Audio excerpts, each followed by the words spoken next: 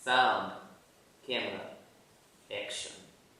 My name is Carolyn Ratteray, and I'm a visiting assistant professor here at the Pomona College of Theater and Dance. And I'm the director of By the Way, Meet Vera Stark. After reading By the Way, Meet Vera Stark, my curiosity and my passion was sparked. And as an artist and director, you always want to follow that spark of curiosity. And she was telling a story that I actually was not that familiar with. And every well-made play asks really big questions. And I felt that By the Way, Meet Vera Stark asks really big questions. It's a story that follows an African-American actress in the 1930s in Hollywood and her desire and passion to make it in Hollywood in that early time. And then it jumps in the second act to 2003, where there's a colloquium of people looking back on that actress's life. She is not actress.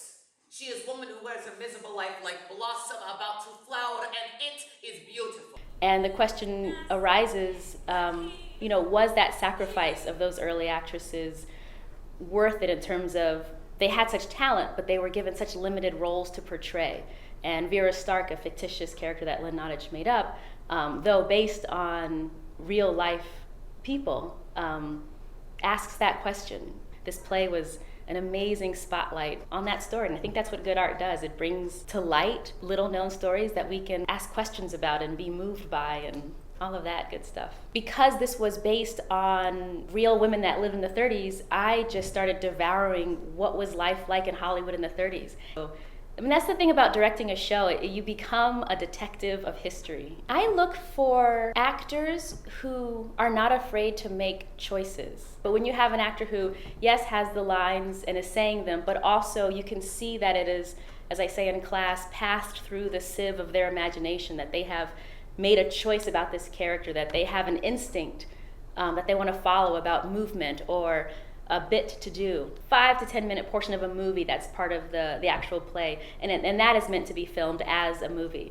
We're going to actually do it live action. So with lights and sound and set, we're going to hope to recreate the feeling of watching a movie, but it will be the actors on stage performing it live each night.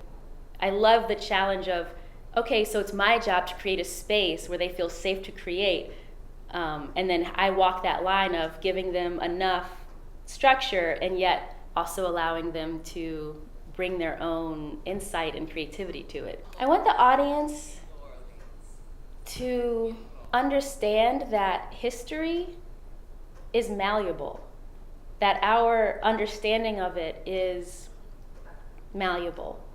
People need the past, need their history to seem glorious, romantic.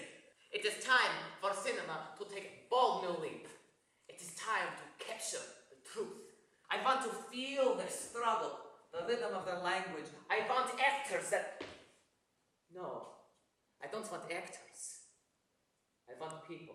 So history is able to be reviewed. It's able to be rewritten because what we're taught is so often just one side of the story. And so when we can learn all the various different sides, we learn history again, and that's important.